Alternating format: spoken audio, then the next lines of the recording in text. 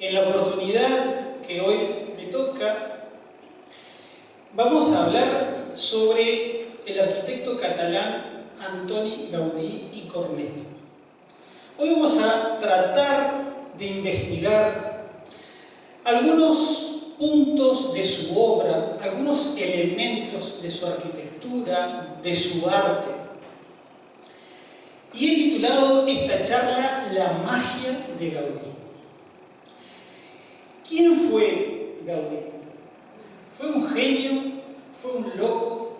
¿Un ermitaño? ¿O el arquitecto de Dios, según algunos? ¿Un alquimista? ¿Un masón? ¿Un creador sin igual?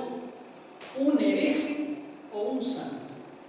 Lo cierto es que hay una comisión que está realizando gestiones en pro de la beatificación de Gaudí como San Antonio Gaudí. Beatificación que está en proceso. Pero tengamos en cuenta que Gaudí fue al principio en su juventud un anticlerical. Y no es de extrañar que lo fuese, porque en esa época había grandes convulsiones sociales. Estaba la revolución industrial que había, invadido toda Europa, y en Barcelona también había llegado esa revolución donde los burgueses estaban, concretando su sueño de ser la clase hegemónica. Y por eso había algunos impulsos anticlericales. Y quizás también había algunas tradiciones socialistas utópicas que trataban de, brindar mejores condiciones a las clases populares, no socialistas como el marxismo, Marx y Engels, sino como Owen, como Fourier, como Saint-Simon, que no creían en la revolución social, en la revolución del pueblo para las conquistas sociales, sino que eran más de corte cristiano. En ese ambiente, Gaudí llega a Barcelona a estudiar la carrera de arquitecto. Y entonces, en esa época, es normal que fuese un joven rebelde, que pretendía justicia social y que por ende se situaba en esa posición anticlerical. Pero sin embargo, con el pasar de los años y con algunos hechos interesantes, va a retornar poco a poco al seno de la Iglesia, al punto de que prácticamente va a ser de la construcción del templo expiatorio de la Sagrada Familia su vida. Y se va a terminar mudando y viviendo los últimos años de su vida en el obrador de esta iglesia que aún al día de hoy sigue estando en construcción. Pero la inclusión de su obra de algunos símbolos que no son cristianos nos puede dar la pauta de que también tenía algunas búsquedas de tipo ocultista, y es por eso que suele asociárselo con la masonería, con la alquimia, con los rosacruces, con, los carbonarios, con otro tipo de sociedades secretas o discretas como los neocátaros, que era una herejía del sur de Francia, la famosa herejía albigense del Languedoc francés.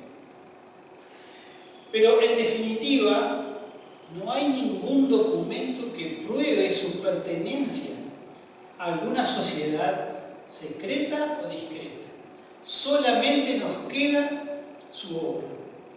Y en su obra tenemos muchos símbolos.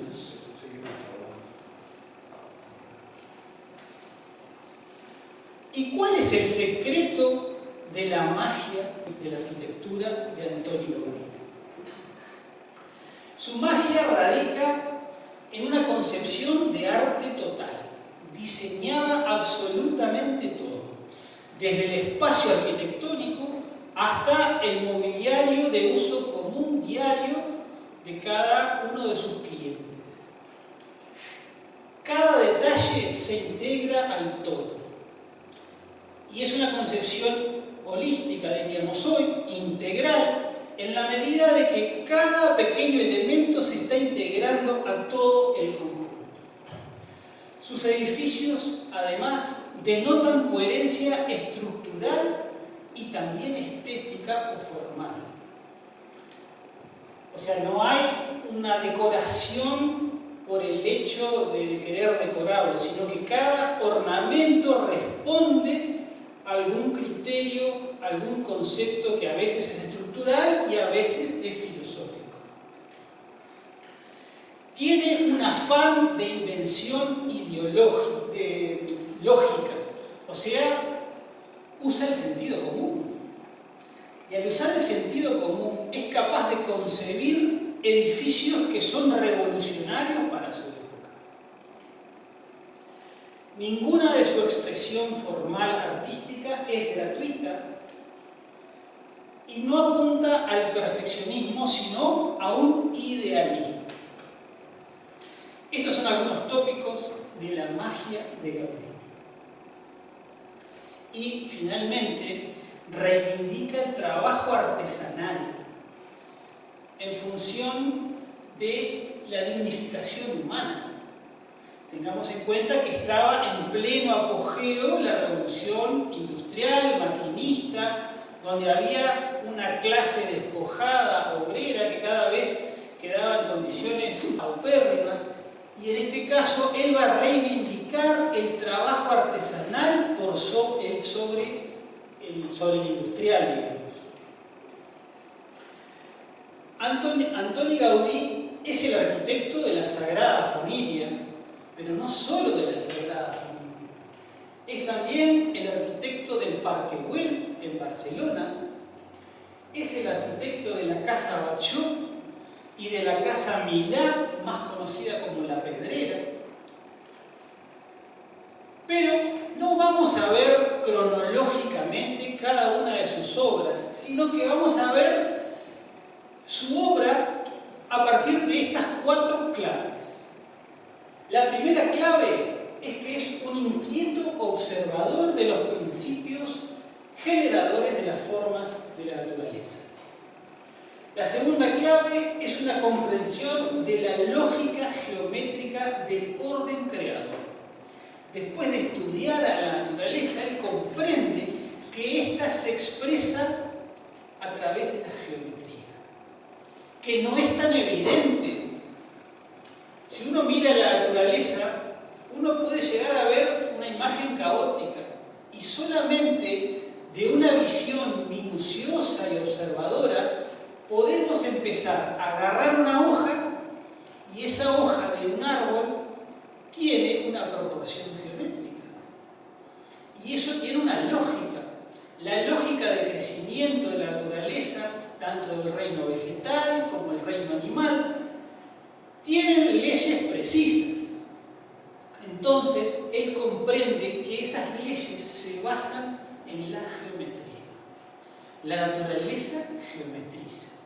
La tercera clave es la utilización de una vieja herramienta del arte y la arquitectura, que es el símbolo atemporal, aquel que no pasa de moda y que es sagrado para muchas culturas. Y como cuarta clave, la conformación de un equipo de artesanos a la manera de una cofradía artesanal medieval. Esas son las 4 claves por las cuales vamos a abordar la obra de Gaudí. En primer lugar, la naturaleza como su inspiración. Esa imagen que estamos viendo es de Montserrat, en Cataluña, al norte de Cataluña. Una formación que para los catalanes es sagrada, aunque es muy extraña. Y entonces tenemos que ver que Gaudí no nace en Barcelona, sino que nace, o digamos, su infancia se desarrolla entre Reus y Ruidors. No no está claro exactamente en qué localidad nace, pero en definitiva, algunos le atribuyen a Reus, otros a Ruidoms. La cuestión es que es un pueblito casi rural, y eso le da una pauta como un espíritu autodidacta que se forma a través de la experimentación. Y en esto se emparenta con Leonardo, por ejemplo. Leonardo, ¿se acuerdan que nació en Vinci, un pueblito de la campiña italiana, y que también observaba de pequeño todos los elementos que tenía a su alcance de ese gran paisaje toscano? En este caso, Gaudí observa con mucha dedicación las formas extrañas de la naturaleza, y eso le va a dar algunas herramientas estéticas, algunas herramientas formales que va a desarrollar en su arquitectura. Y esa inspiración de la naturaleza es intuitiva y lógica, que sustentan una inspiración totalmente novedosa. Y en este lugar, Montserrat, donde hay un santuario y está la Virgen Negra, que es la patrona de Cataluña, la moreneta que le llaman, es un lugar, como les decía, por demás extraño, que tienen formaciones de estalactitas y estalagmitas. Y estas estalagmitas son lo que van a dar puntos de partida para el diseño de Gaudí.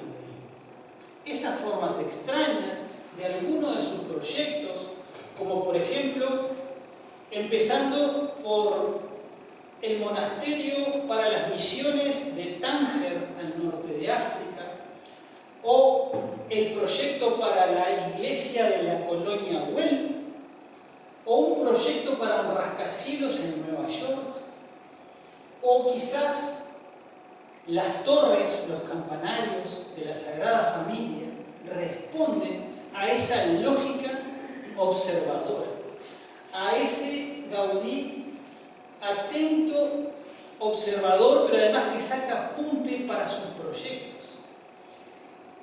Y entonces también podemos identificar cómo a través de la búsqueda de elementos de la naturaleza llega a formalizaciones como por ejemplo estas extrañas columnas que son óseas. Por eso a esta casa Bachot le llaman la casa de los huesos, y tienen razón, porque conforma a través de la observación de las radiografías, que en ese momento eran casi que revolucionarias, cómo puede ser que se llegue a una estructura firme, como la del ser humano o la de los animales vertebrados, y que sean capaces de soportar grandes estructuras, como es en el caso de esta casa Bachot. También fue capaz de mirar los árboles. Los árboles les fascinaban porque ellos buscaban la luz, y al buscar la luz se elevaban a las alturas. Y esa condición era una condición mística, espiritual. Entonces, le llamaba la atención las raíces que se aferraban a la tierra. Después los troncos crecían de forma helicoidal y empezaban a desarrollar sus ramas para después florecer todo el follaje, las flores propiamente dichas, y buscar la luz solar. Y ese concepto de árboles le posibilita desarrollar el espacio interior de la Sagrada Familia, con una novedad formal. Él inventa las columnas arbóreas. ¿Qué son las columnas arbóreas? Son columnas que llegan hasta determinado momento, que tienen una especie de cabezal o capitel, pero a partir de ahí se ramifican como los árboles, y se ramifican en función de las cargas estructurales del techo. También esta imagen nos puede dar la pauta de cómo un sendero es el que inspira la nave principal de la Sagrada Familia. O cómo la raíz de los árboles pueden generar algunas formas particulares para la fachada de la pasión de la Sagrada Familia. La fachada que tiene que estar un poco menos recargada que la del nacimiento, porque estamos ante la presencia del drama, de la pasión de Jesucristo. Y como tal, tiene que ser una fachada dramática. Y para ello recurre a formas que están inspiradas también en los árboles. Observa también cómo la naturaleza geometriza y cómo las abejas conforman esos panales, esas colmenas, y cuando tiene que diseñar un pavimento, un piso, se acuerda de esa lógica y diseña un pavimento que es realmente una maravilla, porque no solo está combinando hexágonos, sino que también tienen formas helicoidales. O tal vez, ¿cuántas veces miró las flores? Cómo su desarrollo partía de un punto y se abría en forma helicoidal hasta los límites mismos formales de las flores, y cómo esa imagen después la traduce al cielo raso de la sala principal de la casa Batlló, aquella que veíamos recién, y también de cómo mirar al reino animal en la formalización del dragón o salamandra del Parque Güell de Barcelona. La segunda clave es la comprensión de la lógica geométrica de la naturaleza. Gaudí amaba el estilo gótico, sobre todo el estilo gótico catalán, que era el que tenía más a mano. Podía visitar iglesias o monasterios de este mismo estilo, pero sin embargo le parecía un estilo imperfecto. Él le llamaba una arquitectura con muletas. ¿Por qué razón? Porque él decía, mientras los interiores son muy ricos, el edificio tiene que tener especie de muletas en estos elementos que son los arbotantes, los contrafuertes o los pináculos, que evidentemente, al no existir en la Edad Media hormigón armado o acero, era la única forma que ellos habían encontrado para resistir las cargas de las bóvedas de los techos de este tipo de catedrales. Gaudí estaba dispuesto a perfeccionar al gótico y estaba dispuesto a aportarle algo de su propia invención. Y entonces él pretende emular al gótico, perfeccionarlo, a través del uso del arco catenario o el arco parabólico o el arco funicular. ¿Qué es el arco catenario? Bueno, tenemos que quizás mirar antes un antecedente a las curvas cónicas. Si yo a un cono le hago una sección en forma horizontal, esa sección es un círculo. Si al contrario, en este caso, lo secciono pero en forma inclinada, la sección es una elipse. Si sigo seccionando más abajo y ya toco la base, genero una parábola. Y si sigo seccionándolo, voy a obtener una hipérbola. La diferencia entre parábola e hipérbola es que esta sección es inclinada y en el caso de la hipérbola es recta, es una sección recta, digamos, del cono. Ahí tenemos a los volúmenes seccionados de ese cono primigenio arquetípico. Y el arco catenario es la curva natural que tiene un hilo, una cadena, una viola, si la sostenemos de sus dos extremos. Esa forma que está condicionada por la ley de gravedad es de esfuerzos a la tracción. Cada uno de los eslabones de la cadena está traccionando al otro y conforman esa forma catenaria. En este caso, Gaudí observa eso y a través de una simetría axial hace un espejo hacia abajo y comprende que todos los elementos que estaban a la tracción, al formar una anticatenaria, quedan trabajando a la compresión. Y ahí aprende una lección, que usando la menor cantidad de material posible, pero manteniendo esta forma geométrica, es capaz de salvar muchas luces y calcular sus edificios de forma empírica.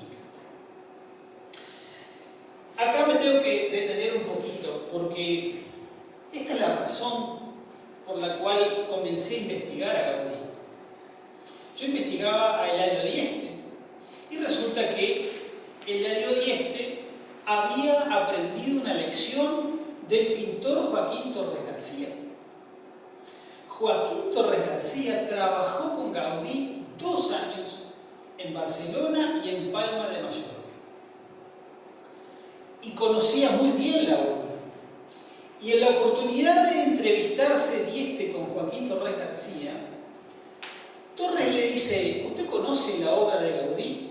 Usted que es ingeniero. Y la verdad que Dieste no la conocía. Y le dice que no. Bueno, yo le aconsejo que usted mire fundamentalmente 2 obras. Una, las escuelas de la Sagrada Familia, y la cripta de la colonia Güell en Santa Coloma de Cervelló. Esa lección que le da Torres, Dieste no se la va a olvidar más. Y las curvas que hace Dieste son curvas catenarias con la misma lógica que había aplicado Gaudí. Entonces, estudiando a Dieste, descubre a Gaudí. Y esa lógica estructural después me lleva también a investigar la parte estética, la parte formal de Gaudí. Y realmente vamos a descubrir cosas muy interesantes.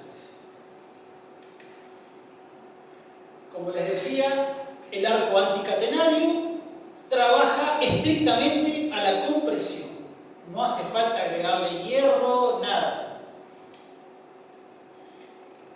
Y así son las formas catenarias que utiliza Gaudí. En este caso estamos hablando del desván de la Casa Milá, más conocida como La Pedrera. Este es el edificio de La Pedrera, y allá arriba, en el último nivel, tenemos una sucesión de más de 240 arcos catenarios que van a sostener la azotea. Y es en la azotea donde se produce una sinfonía arquitectónica, porque vamos a ver la riqueza formal que tiene. Y de nuevo, vuelve a Montserrat. De nuevo, vuelve a sus fuentes de la infancia, de su adolescencia. Y es por eso que en La Pedrera, en la Casa Milá, hace una abstracción de esa roca.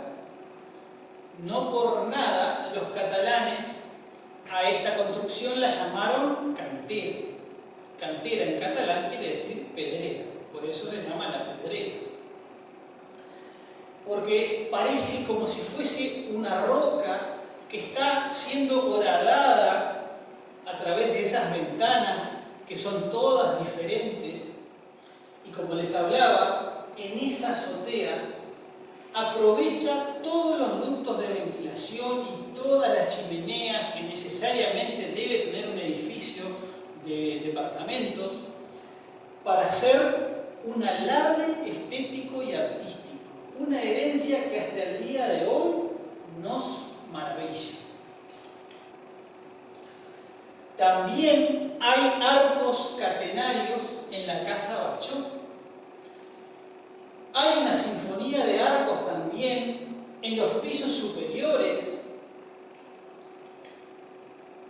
donde también aquí hay arcos parabólicos y arcos catenarios, que son parecidos pero no exactamente iguales. Ahí vemos arcos que van conformando el espacio del desván, donde estaban los lavaderos para las viviendas, donde se colgaba la ropa en la azotea antiguamente. Y esas formas son las que terminan rematando este techo muy particular, que algunos quieren ver como el lomo de un dragón. Tengamos en cuenta que el patrono de Cataluña es San Jordi, que es San Jorge, el que mata al dragón. Por lo tanto, también aquí hay una alusión mitológica a la tradición catalana.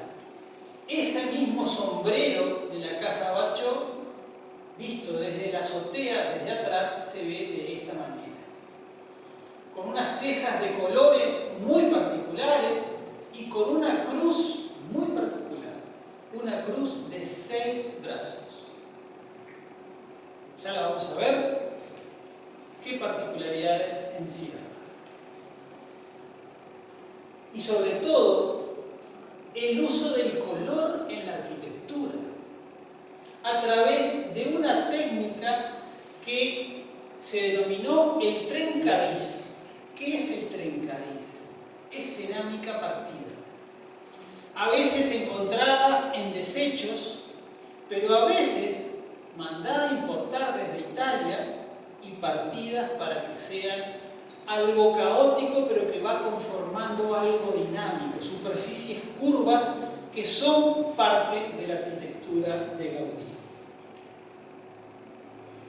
También en la misma casa Bachó hay arcos catenarios, en este caso en el hall, el vestíbulo de acceso a la planta principal, en la que vivía el propietario mismo de la casa, porque la casa Bachó era una casa de vivienda colectiva.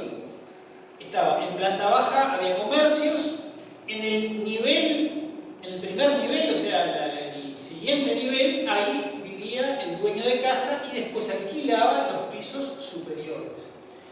Y en el vestíbulo de la casa del propietario hay esta pequeña joya que es propio de los ambientes catalanes, la inclusión de una chimenea, una estufa a leña, con 2 butacas que están empotradas, propicias para la charla mano a mano, ya sea de negocios o de amistad. Y nada mejor que eso, con una forma catenaria revestida con piezas de cerámica. Y en ese mismo piso principal donde habitaban la familia Bachó, dispuso esa helicoide fenomenal que veíamos hoy en el cielo raso, y sobre todo abrió las ventanas generosamente en contraposición de las pequeñas ventanas que había en esa época, para que se transformaran en balcones cuando se abrían las ventanas en verano. Quedaba totalmente aireada, ventilada y con renovación de la energía para el ambiente. También utilizó arcos catenarios en el colegio teresiano, un encargo que él lo agarra cuando ya estaba empezado, pero sin embargo transforma completamente el proyecto. Y ahí utiliza el ladrillo conjuntamente con una serie de arcos que van conformando un edificio austero, pero muy particular, con almenas que coronan al edificio. Es un edificio que es de piedra y ladrillo visto, y con la inclusión de arcos catenarios. Este es el interior de uno de los patios principales del colegio teresiano, donde también vemos la inclusión de estos arcos muy particulares. otro pasillo interno.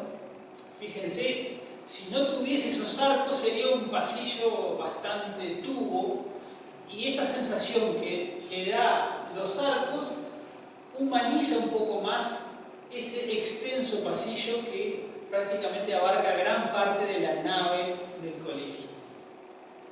Ahí tenemos la puerta principal del colegio teresiano, y ese volumen está jerarquizando el acceso. Otra obra extraña, pero para mí genial, maravillosa, son las bodegas Güell en Garraf, en las afueras de Barcelona. Es para su mecenas y su amigo, el conde de Comillas, Eusebi Güell. Esto era una bodega que fue la excusa para un desarrollo brillante.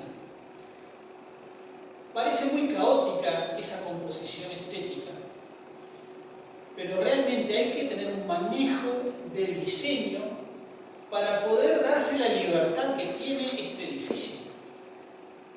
Tiene un juego de curvas catenarias y parece un castillo medieval, con un puente, con, digamos, almenas, con chimeneas. Solo falta una princesa que esté raptada en esa torre, digamos. Pero realmente esto demuestra la versatilidad del diseño. Y una cosa interesante en Gaudí, cada edificio tenía su forma de ventana. Es muy difícil ver en Gaudí que repita ventana de un edificio a otro. Todas las ventanas en sus edificios van a ser diferentes. También para Eusebi Güell concibió el Palacio Güell. El Palacio Güell es la vivienda que le encarga Eusebi Güell cuando se aproxima la Exposición Universal de Barcelona a fines del siglo XIX, y él, como era de la nobleza española, iba a recibir visitas de renombre, entre ellas el presidente de Estados Unidos, la reina consorte de España, algunos otros personajes ilustres, el rey de Italia, en este caso Humberto I, y entonces no duda en contratar a Gaudí en diseñar su nuevo palacio, su nueva casa, su nueva residencia. Y vamos a ver que en este Palacio Güell también utiliza en este caso arcos parabólicos, pero que en definitiva conforman una estética diferente. Cuando el arco catenario no llega al suelo, al piso, se vale de columnas y para eso inclina las columnas, para que los esfuerzos se conduzcan naturalmente. Y esas columnas dan la nave principal de la iglesia de la cripta Güell, de la colonia Güell. Y en esta misma iglesia está el otro elemento de trabajo de Gaudí, que es el arco funicular. El arco funicular es una evolución del arco catenario. ¿Por qué? Porque el arco funicular surge de la experimentación propia de Gaudí. Ahí tenemos al arco catenario, aquel que sosteníamos por sus extremos y lo dejábamos caer, pero empiezo a rigidizar y esa curva se empieza a transformar en rectas. Ese es el arco funicular, arcos que van a estar maravillosamente plasmados en el pórtico de acceso a la cripta de la colonia Güell. Ahí tenemos arcos funiculares. Esto es un proyecto inconcluso, porque esta era una iglesia y comenzó a construirse la cripta, y en eso fallece Güell y sus descendientes no continúan su obra, quedando inconclusa esta obra, pero creo sinceramente que es una de las obras más interesantes de Gaudí, porque es fruto de la experimentación y creo que ahí desarrolla de forma eficaz todo su lenguaje arquitectónico.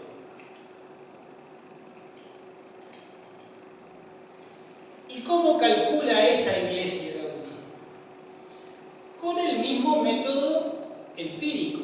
En este caso, empieza a colgar del taller de la Sagrada Familia cadenas, le empieza a poner saquitos con arena o saquitos con perdigones y empieza a dar estas formas a través de una tela. Saca una foto, da vuelta y obtiene la iglesia en un método absolutamente empírico. Y saca la foto de adentro, que es esta que estamos viendo acá, da vuelta, y ahí obtiene el diseño del interior de la iglesia. Fíjense que esto, antes de Gaudí, no hay registros de que alguien haya hecho esto. Y esto era preciso en cuanto al cálculo estricto de los esfuerzos para la estructura de esta iglesia. Ahí tenemos otra foto de esta misma maqueta funicular, donde está al revés, y cómo esos saquitos van conformando, si hacemos simetría axial o espejo hacia arriba, una sección de la iglesia que lamentablemente no se construyó, pero tenía esta forma en el diseño definitivo.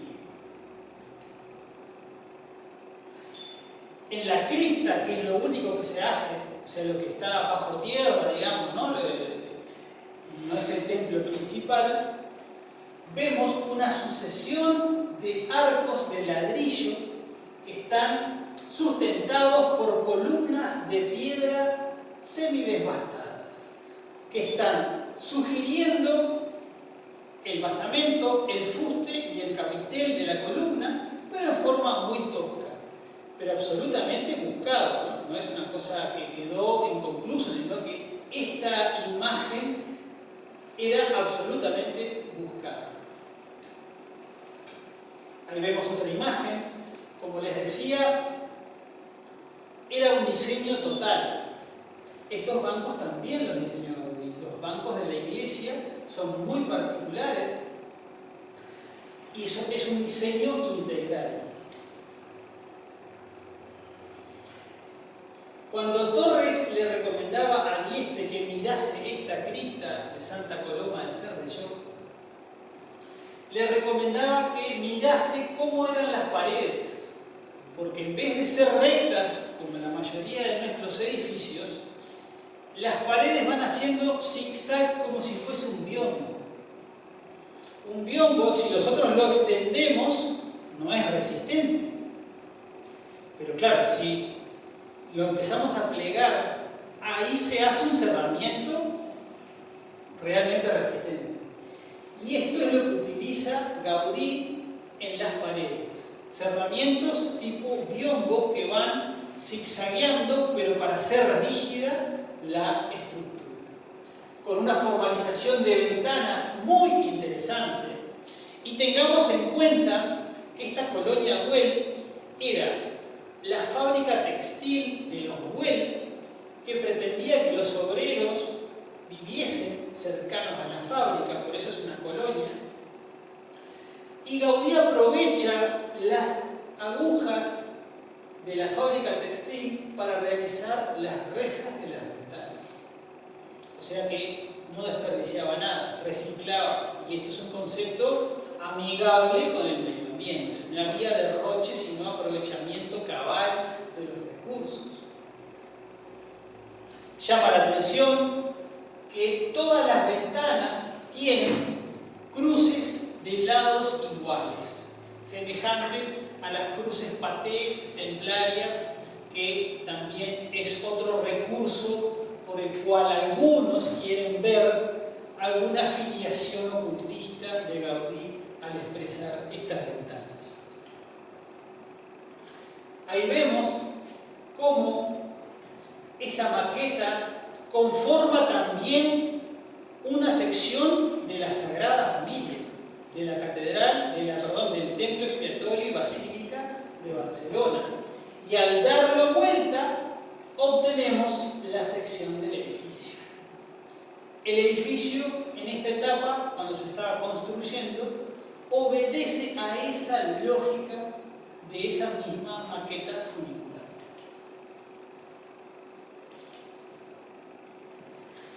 ¿Y qué logra Gaudí? Por eso yo hablaba de que él pretendía emular el gótico.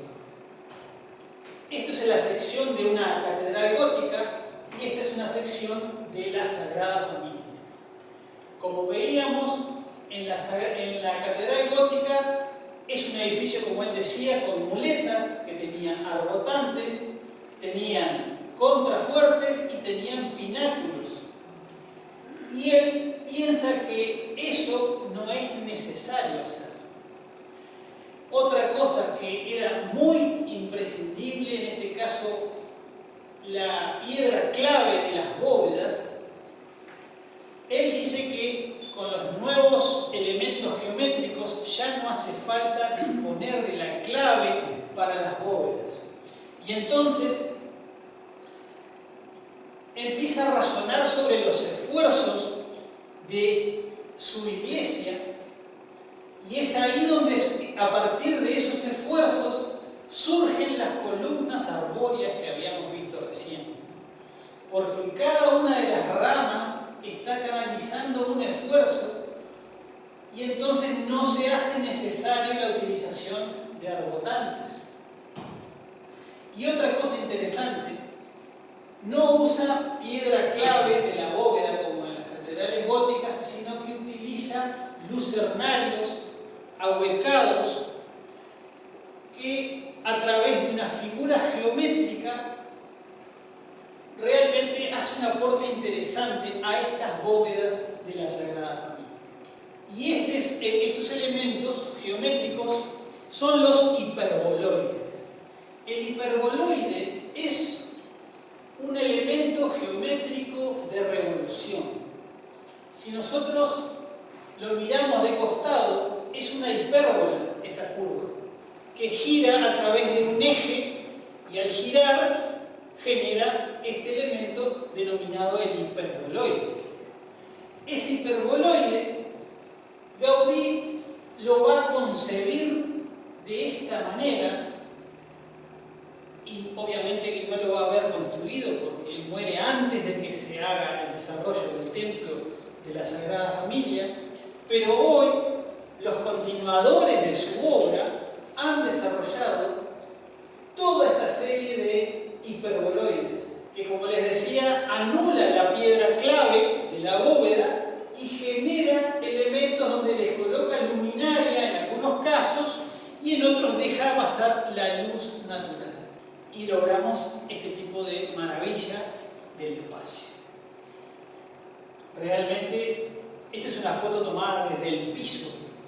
Prácticamente se pone la cámara en el piso, hacia arriba de el crucero de la nave principal con el transepto, y a partir de ahí se puede ver esa sinfonía arquitectónica que son las bóvedas de la Sagrada Familia. Paraboloide hiperbólico. Otro elemento que trata de expresar una sucesión de rectas que al estar en distinto plano generan una curva.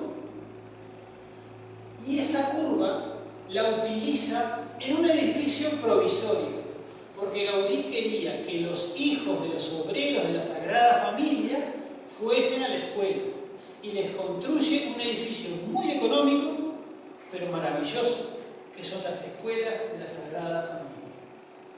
Este edificio es el otro que Torres García le dice a Dieste que tiene que mirarlo. A través de superficies que están basadas a través del paraboloide hiperbólico, genera una sucesión de curvas, no solo del techo, sino también de las paredes. Y si miramos algunos edificios de Dieste, como el Montevideo Shopping, como como la propia iglesia de Atlántida, podemos ver la huella de Gaudí en Viena.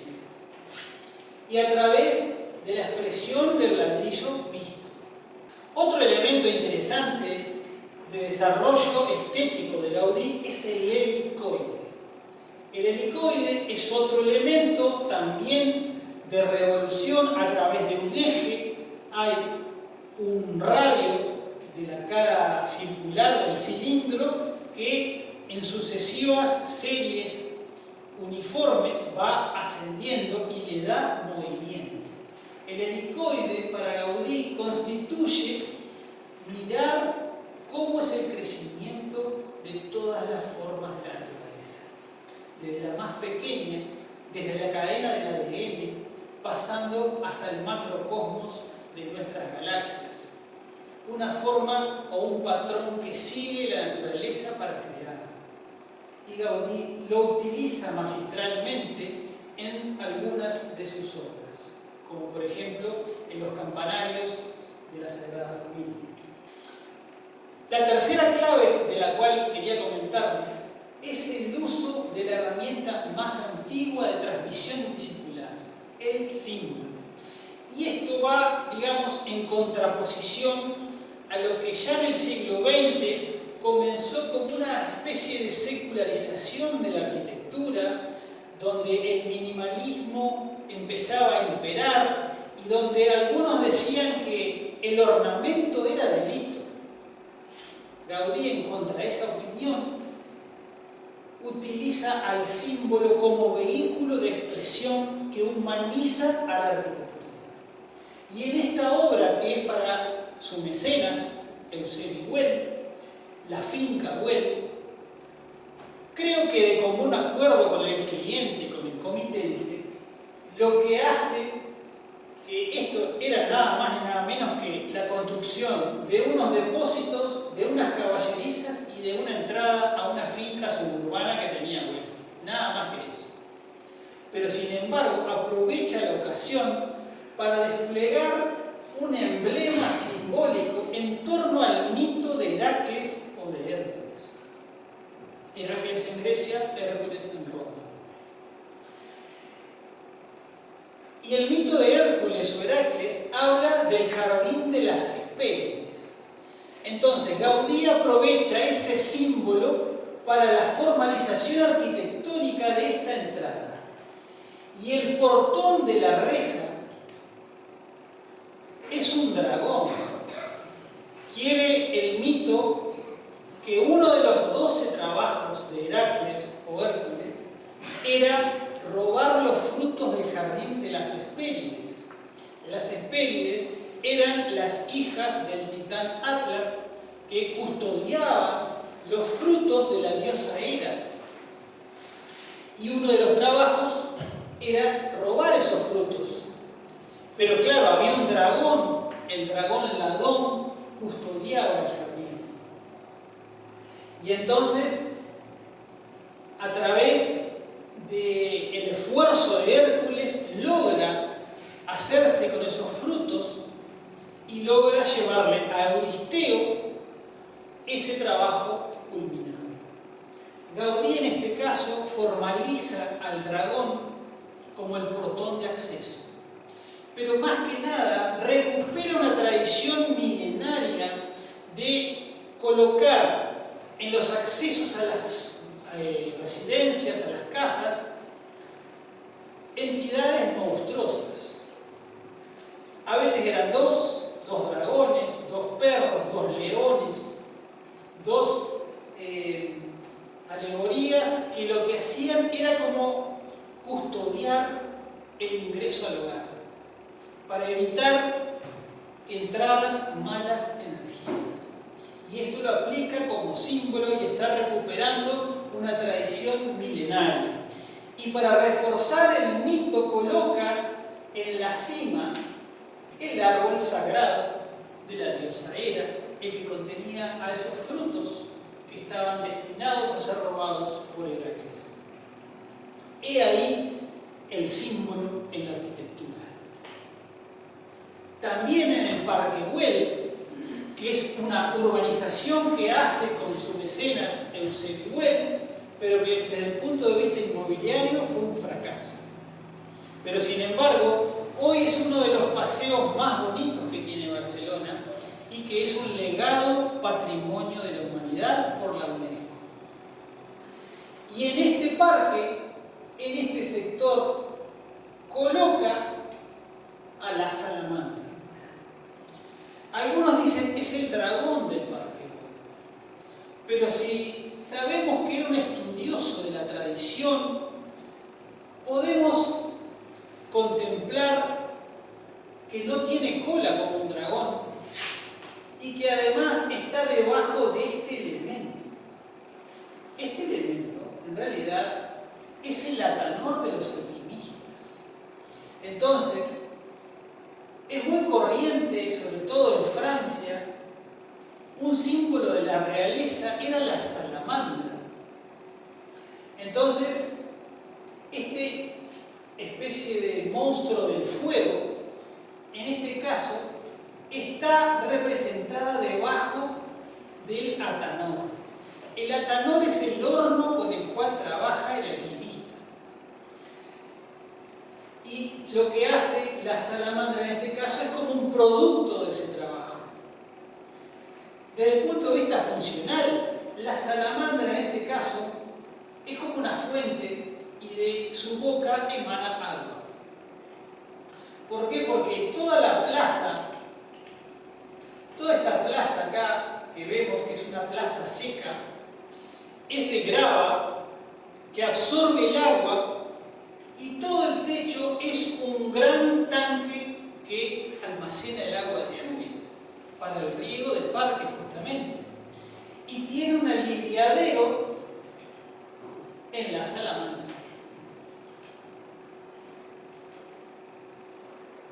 Ahí vemos la conexión de este elemento que es de tradición hermética, de tradición alquímica. Y es por eso que tenemos que ver, tenemos que irnos a Notre Dame de París a ver esta señora alquimia. La señora que está exactamente en la columna del parteluz de la puerta principal, de la fachada principal de Notre Dame de París. Y allí, a su lado, están los que se llaman los medallones alquímicos de Notre Dame. Y tengamos en cuenta que Gaudí admiraba la obra del restaurador de Notre Dame. El restaurador de Notre Dame era Eugène Emmanuel Viollet-le-Duc, un arquitecto francés que había logrado devolverle a Notre Dame de París todo el esplendor que había tenido antes de la Revolución Francesa. Pero con los destrozos de la Revolución había quedado muy deteriorada y es Viollet-le-Duc el que le devuelve esa estética que tenía hasta 2019 cuando se incendió de nuevo. Gaudí aprende de Viollet-le-Duc la lógica racional de la estructura, pero además el concepto de el idealismo en la arquitectura. Expresar el símbolo. Y esta alquimia de Notre Dame es un símbolo que está prescindiendo a todo el templo cristiano. Gaudí se consideraba discípulo de Viollet-le-Duc. Obviamente no se conocieron, pero sí tenía a mano los libros que escribió Viollet-le-Duc y además estaba muy cerca Cataluña de Carcassonne, que era un pueblo medieval que Viollet-le-Duc había reconstruido. Ahí tenemos al atanor, es indefectiblemente es un atanor, es un horno alquímico y para más detalles podemos ver que su forma se asemeja a este atanor de Notre Dame de París. Y para más detalle, ¿qué hay dentro de ese atanor? Hay una piedra prima con la cual empieza a trabajar el alquimista. El alquimista comienza con un metal pesado, un metal bajo, empieza con el plomo, y tiene que transformarlo al metal más perfecto, al oro. No por codicia material de querer enriquecerse teniendo oro, sino como ayuda a la naturaleza. Y esto está plasmado en el Parque Güell de Gaudí. Ustedes me dirán, ¿Gaudí era alquimista? Yo creo que no. Pero al igual que Viollet-le-Duc, que tampoco creo que fuese alquimista, extrajo del fondo de la historia esos símbolos alquímicos. Al igual que, por ejemplo, Pitamiglio hizo en su castillo en Montevideo, o Francisco Piria hizo también en su castillo en Viriápolis. Dudo que estos personajes fuesen alquimistas, pero sí estaban tomando el testigo para dar la posta a las nuevas generaciones de símbolos milenarios. Y lo que tiene de particular el símbolo atemporal es que puede pasar muchas generaciones sin ser interpretado cabalmente hasta que llega alguna generación que realmente lo redescubre y lo reutiliza. Y es por eso que este legado para nosotros es importante, porque nos muestra un conocimiento perdido. También algunos quieren ver la representación de un hongo alucinógeno en uno de los pabellones de acceso al Parque Güell, totalmente decorado con trencadís, esa cerámica partida que le da color a la arquitectura. No sé si es una manita moscaria, pero en definitiva es justamente asociar una forma natural a una estética arquitectónica. Otro símbolo de Gaudí es el árbol de la vida. En el caso de la Sagrada Familia es un ciprés, símbolo de la vida eterna. Por eso hay muchos cipreses en los cementerios, porque supuestamente es el lugar que es, digamos, el apoyo material de la vida eterna de aquellos que partieron. Pero en este caso está en la fachada del nacimiento de la Sagrada Familia como una coronación de ese alumbramiento celestial y divino que es de nuestro Señor Jesucristo. Y también en el Parque Güell coloca al árbol de la vida. El árbol de la vida tiene un significado alquímico, hermético, que también se corresponde con los 4 elementos alquímicos. La raíz es asociada con el elemento tierra. El tronco y las ramas es asociado al elemento agua, porque por ahí se conduce la savia que da vida al árbol.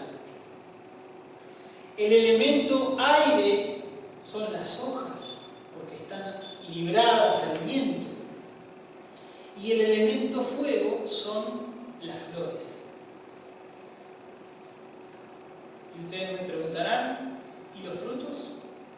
Claro, porque la alquimia también prevé un quinto elemento como esa quinta esencia. El alquimista siempre tenía una quinta esencia, que es buscar lo espiritual. Y en el árbol, en el reino vegetal, esa quinta esencia son los frutos del árbol. Y Gaudí utiliza este símbolo para decorar esas galerías que son pasajes recreativos de su Parque Güell. Ahí tenemos otra imagen del mismo parque con un arco catenario que da acceso a un sector de abrigo del propio parque. Siendo muy joven, Gaudí recibe un encargo menor, que es hacer en la Plaza Real 4 luminarias. Solo 4. Pero era Gaudí. Entonces tenía que utilizar algún diseño interesante. Y para eso recurre a la tradición clásica greco-romana. Utiliza al caduceo de Mercurio o caduceo de Hermes, que son esas serpientes que están entrelazadas, son 2 serpientes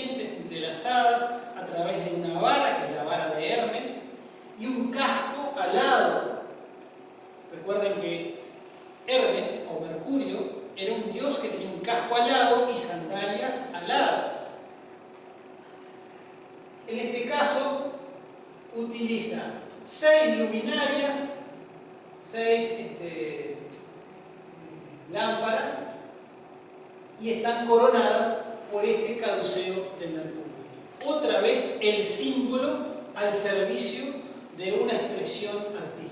Y como les hablaba, las cruces que están presentes en muchas de las obras de Gaudí no son cruces cristianas, son cruces quizás un poco más trascendentes, más profundas. Son cruces de 6 patas o 6 brazos, y en realidad están dando una referencia a los 6 puntos cardinales: arriba, abajo, izquierda, derecha, adelante, atrás. Es un punto para la ubicación humana en el planeta, en nuestro medio ambiente, y guarda una concepción más profunda. Y en este caso, en el colegio teresiano, ¿se acuerdan aquel que tenía unas almenas arriba? En las 4 esquinas tiene esta cruz muy particular, porque está conformada por un cubo y 6 rosas. Algo bastante extraño si no conocemos mucho la tradición masónica, porque el cubo es parte del trabajo masónico del aprendiz y del compañero, es labrar esa piedra bruta y transformarla en una piedra cúbica. Y en el Parque Güell coloca un calvario en un lugar sagrado que tiene unas vistas de Barcelona espectaculares, y coloca 3 cruces como si fuese la de Jesucristo y los 2 ladrones que están crucificados a su costado. Pero en realidad, ¿es una cruz esto o es un ataúd con un cubo y una pirámide? El trabajo del aprendiz y del compañero puede estar aquí plasmado. Tengamos en cuenta que Gaudí, desde joven, necesitó trabajar para costearse sus estudios, y entonces trabajó con el arquitecto Fonseré, que era un reconocido masón de la época. Y es probable que haya influido en esa estética masónica. Con esto no quiere decir que Gaudí sea masón. Otro elemento que está en la Sagrada Familia es esa mano con ese ojo en la palma, la mano de Dios. Y esa mano de Dios alude al ojo que todo lo ve, el ojo del gran arquitecto del universo de la masonería, que no es nada más ni nada menos que una reconsideración del viejo ojo de Horus egipcio, el ojo que pierde Horus cuando lucha con su tío Set, que trata de destruir el reino del Egipto celeste. ¿Se acuerdan que Set había asesinado a Osiris, el padre de Horus, y el vengador de Osiris es justamente Horus, que en la lucha con Set pierde un ojo, y ese ojo es el ojo que adopta después la masonería como una imagen o símbolo del gran arquitecto del universo. En este caso, la mano es símbolo de bienvenida, cuando está abierta así, pero tiene el ojo. Eso no es cristiano tampoco. O sea, está, digamos, en un lugar bastante particular de la fachada del nacimiento del templo expiatorio de la Sagrada Familia. El pelícano, también presente en la misma fachada del nacimiento de la Sagrada Familia, es otro símbolo que algunos pueden asociarlo con el cristianismo, sobre todo el cristianismo primitivo, pero hay otros que lo asocian con los Rosacruces. La leyenda del pelícano hembra dice que es capaz de morderse su pecho para que cuando brote la sangre puedan alimentarse sus crías. Y es el sacrificio que hacen aquellos como Jesucristo que se sacrifican por la humanidad a través del sufrimiento. Y el símbolo del pelícano puede estar asociado a la Rosa Cruz. Y hay que tener en cuenta que el movimiento Rosa Cruz, que tiene un origen medieval, a fines del siglo XIX, como que tiene, digamos, un nuevo auge, y hay movimientos neo-rosacruces que comienzan a tener cierta preponderancia en determinados círculos ocultistas. Tampoco hay datos si Gaudí fue Rosacruz. Y creo que la cuarta clave para abordar a Gaudí es la conformación de un equipo a la manera de una cofradía o fraternidad medieval artesanal. La cuestión es que esto es la idea de que había una presencia fraternal. Gaudí tuvo la capacidad de rodearse de grandes artistas, arquitectos y artesanos que trabajaron con él. Esos artistas, arquitectos y artesanos fueron conformando una especie de fraternidad o hermandad. Ya no eran asalariados del templo. Obviamente que trabajaban por un salario, por un sueldo, pero no solo eso. La imagen del maestro era la viva imagen del sacrificio, que no es otra cosa que el sacro oficio. El sacro oficio de entender que el trabajo no es un castigo que uno tiene que ir a hacer para ganarse el pan, sino que el trabajo es una vía de realización humana. Porque el Creador trabaja incansablemente para darnos este mundo. Y trabajar es honrar al Creador. Y eso es propio de una hermandad, es propio de una cofradía. Y es por eso que Gaudí fomentó el trabajo artesanal. Fomentó el trabajo artesanal en pro de formas bellas. Y yo creo que en definitiva la magia de la obra de Gaudí radica en sus colaboradores y en el propio genio. Ojalá que en 2026 se concluya el templo expiatorio y basílica de la Sagrada Familia. Es difícil porque se corren con tiempos muy acotados, falta bastante y sobre todo la ciudad de Barcelona tiene que optar por tomar una decisión drástica.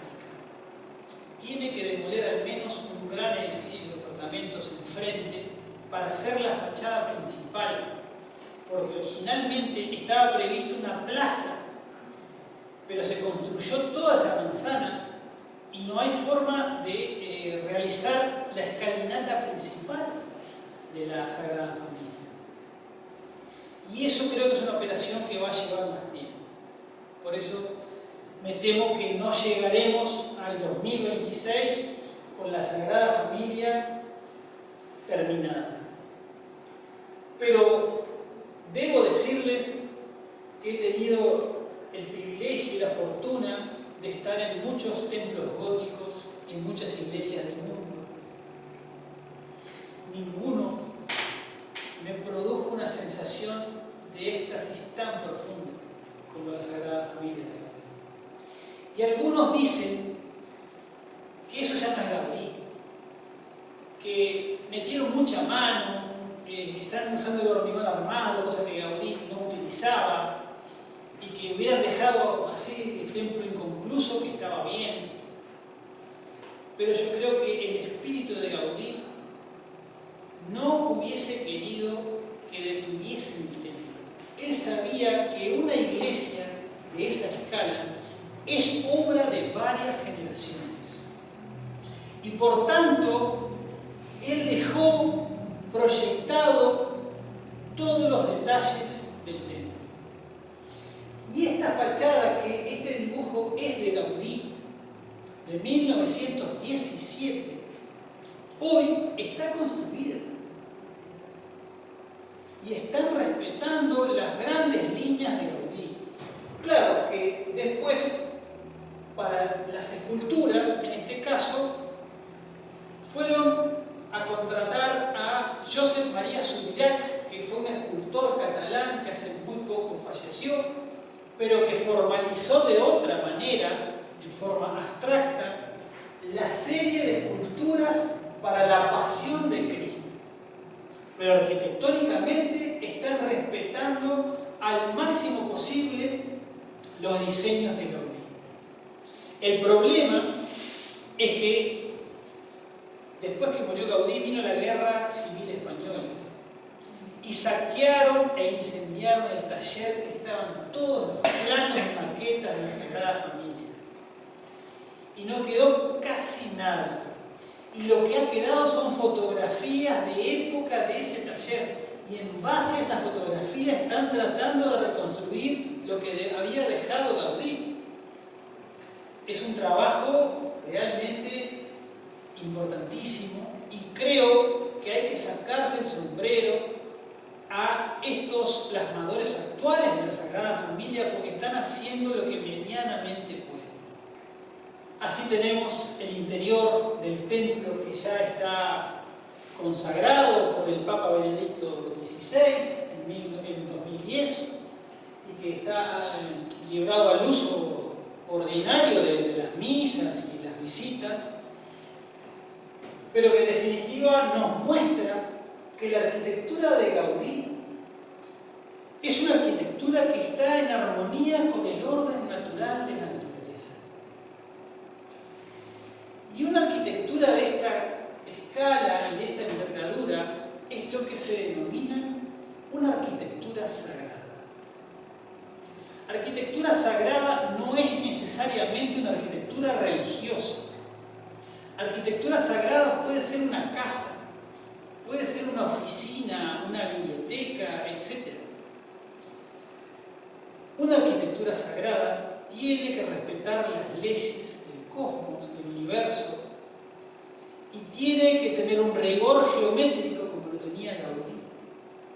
Y es por eso que esperemos que con la culminación de la Sagrada Familia volvamos a tener esperanza que en nuestro siglo XXI aparezcan nuevos plasmadores de la arquitectura sagrada, que sigan los pasos de este gran catalán llamado Antoni Gaudí i Cornet. Muchas gracias.